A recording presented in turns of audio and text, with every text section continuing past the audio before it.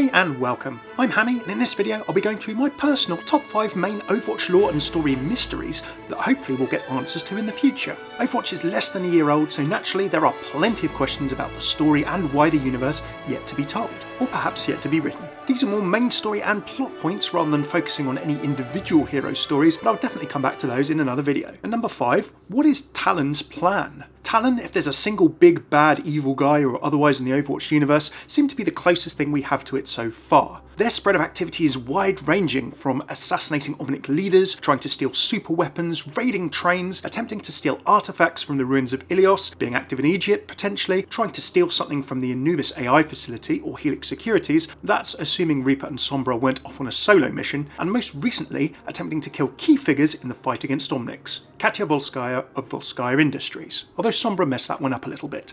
All of this seemingly with no challenge from any local law enforcement or military. Long story short, Talon have a lot of fingers in a lot of pies and are acting on a very wide basis. And some rather scary technology and techniques, considering they turned Amélie Lacroix into Widowmaker and got her to kill her husband Gerard in his sleep. There are some themes to how Talon act. Causing trouble between Omnics and humans, and the relationship between them seems to be a key one, as well as getting rich and getting more power and weaponry. Kind of standard for any kind of terrorist organisation. What is their endgame, and who, if anyone, is the mastermind or masterminds behind them? How is Doomfist involved with them? The Scourge Doomfist or otherwise? Reaper does, after all, say that Doomfist should do his own dirty work.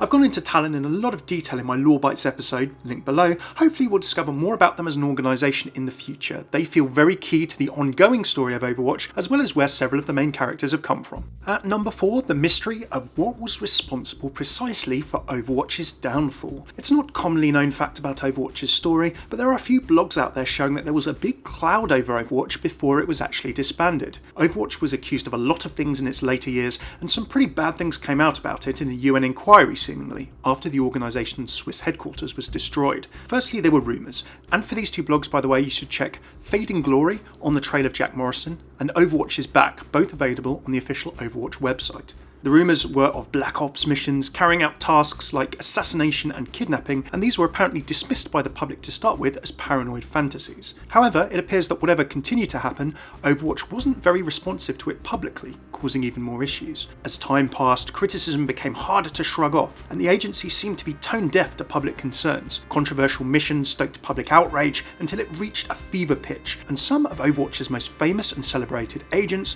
were apparently forced to retire in disgrace.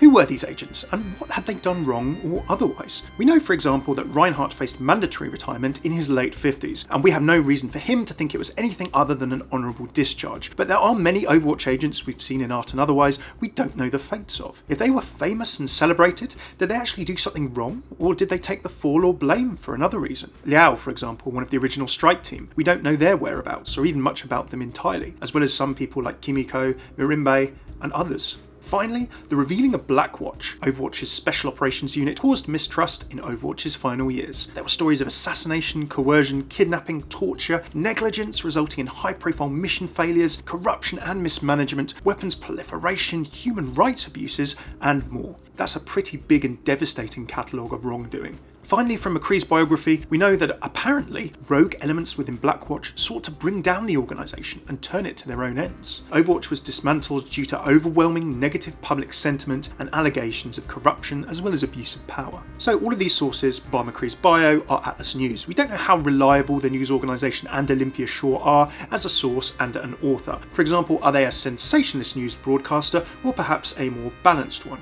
Shaw does point out that the veracity of the allegations levelled against Overwatch years ago remain a point of contention. Some historians and political pundits have questioned the motivations of those who first made the corruption charges against the group. So at least Atlas News does encourage us to question the sources as well. Now, there are a lot of different factors that could be responsible for the downfall of Overwatch here. Talon, Blackwatch, any rogue elements within Blackwatch, Reyes, whose agenda remains unknown, and perhaps any other external players or factors. The story of how Overwatch began to be mired in these allegations is a very interesting one, and key to understanding where the organisation went wrong, as well as how it fell. At number 3, what exactly happened at the Swiss headquarters? All we know is from an anonymous source, and we still don't know of course who that is. Someone apparently shared classified UN briefings and some other data. There was apparently a UN cover-up attempt, as they called it an accident, and they steadfastly maintained that there was no foul play.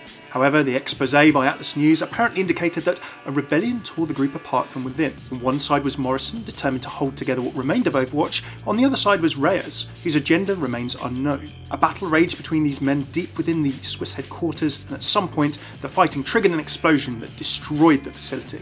Whatever happened on this day is a tough story to tell, but it would give us several clues as to how Overwatch fell, and also a lot about the two main protagonists involved.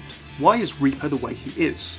Was this day anything to do with it? The argument between the two would surely give us clues as to what caused Overwatch's downfall if the two were indeed fighting. It also could tell us a bit about the morality of Morrison and Reyes, along with their different causes and ideas. Did Morrison leave Reyes to die? Were there others present that day that Reaper would also blame when he said to honour in old soldiers, "They left me to suffer"? It's probably not the longest moment in time, this could have taken place over minutes, but the story of what happened could tell us so much about the past and future of Overwatch, as well as the motivations and thoughts of many people involved with it. I'd love to see that as a story, who knows, it's a really tricky one to tell. I think that could be a comic in future, but let's wait and see. At number 2, what caused the first Omnic crisis, and who is behind the second? Now, these are clearly very key events in the Overwatch world. 30 or so years ago, the first Omnic crisis gripped the world, this defining event in Overwatch's past. It caused devastation all around the globe. In the aftermath of it, countries took years to recover. Over the 2 decades of which Overwatch kept a kind of golden peace over the world before its downfall in its later years, a lot of new powers and corporations also sprung up too. Now, at the moment, we don't know for sure any why or how for the first or second Omnic crisis. If it's known in universe as common knowledge, well, that's not been shared with us in any blogs or lore so far. Olympia Shaw of Atlas News comes closest to discussing it in a few news articles and blogs, but she doesn't mention the reason specifically. So, at a guess, and this is complete speculation, it's either really common knowledge in Overwatch's universe and history, so common that she doesn't need to state it in an article, or maybe it's kind of unknown to people still. There is a hint to that in this particular newspaper article that we can see in a brief image discussing the Detroit Omnium. So what could it be? Well, we've speculated a lot of things before. God AIs perhaps are involved somehow, as hinted in Farah's comic, mission statement. Perhaps the First Strike panels and this mysterious man that were shown at San Diego Comic-Con 2016. First Strike, the graphic novel, has since been cancelled, so who knows, maybe we'll get a different story in future. Talon, perhaps, or other organisations. There are, of course, a lot of big businesses, and of course, Omnic Corporation, who revolutionised robotic manufacturing apparently until Omniums, their massive automated construction machines and self-improving software AI facilities, were actually shown to not be making the output levels that they'd originally promised. After evidence of fraud was uncovered, there's a whole organisation that was shut down because of this. Could anyone from Omnica potentially be involved in the reactivating of the Omniums? Let's not forget, of course, that there's actually a second Omnic crisis happening in the world right now. Who's behind it and what's going on with it?